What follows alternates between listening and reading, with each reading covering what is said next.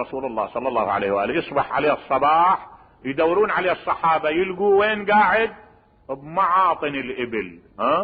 في معطن من معاطن الإبل، داير مداير الإبل، وذولا داير مداير منبطحين على بطونهم ويلعبون برجليهم، والنبي قاعد ما بيناتهم إلى جانبهم يهديهم يرشدهم يبنيهم، حتى قدر أن يخلق من هذول عباقرة، قدر يخلق منهم عباقرة يتملاهم التاريخ بإعجاب، يعني خلق منهم نفسيات كبيرة.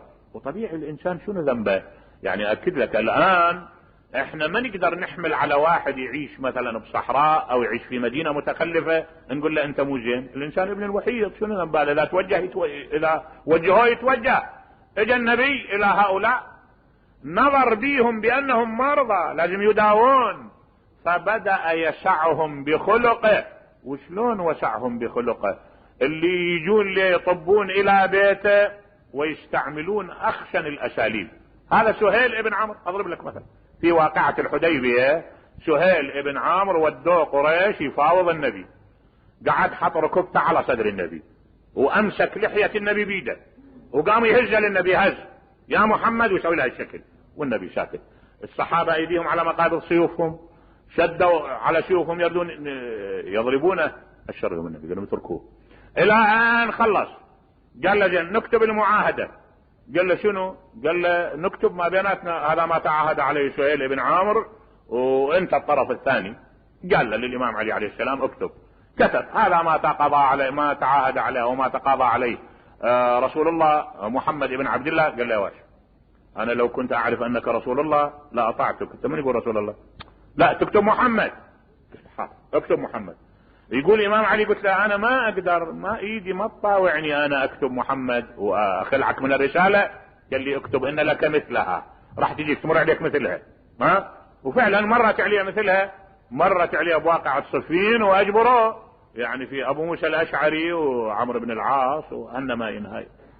يا سيدي والله مصيبة، والله مأساة الدنيا بالله العظيم، والله مأساة. ارجوك هل عبقري تالي يم هالجيف يم ابو موسى الاشعري يم عمرو بن العاص يم هالنماين التافهة هذه. على اي حال هذا سهيل ابن عامر من بعد ذلك طبعا اساء للنبي. هو كان يطلع في كل قتال.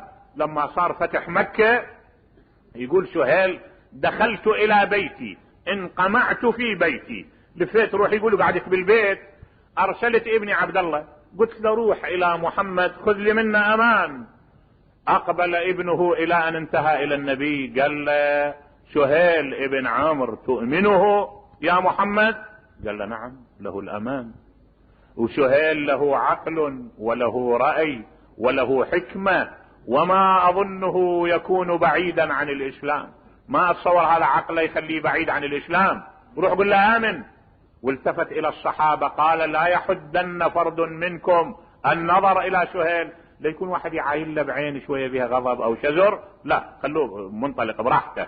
وفعلا طلع هذا، طلع كان يروح ويجي مع انه هو سهيل يقول انا مستغرب، انا يقول ما خليت سوء من يعني ما خليت شيء اسمه سوء ما اجيت به الى محمد. كل سوء قاتلت، اطلعت لقتال اكثر من مرة، ابيت عليه بالمعاهدة. يقول وسعني عفوا وحلما.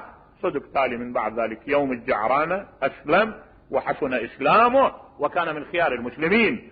النبي بها الروحية عالج للمجتمع.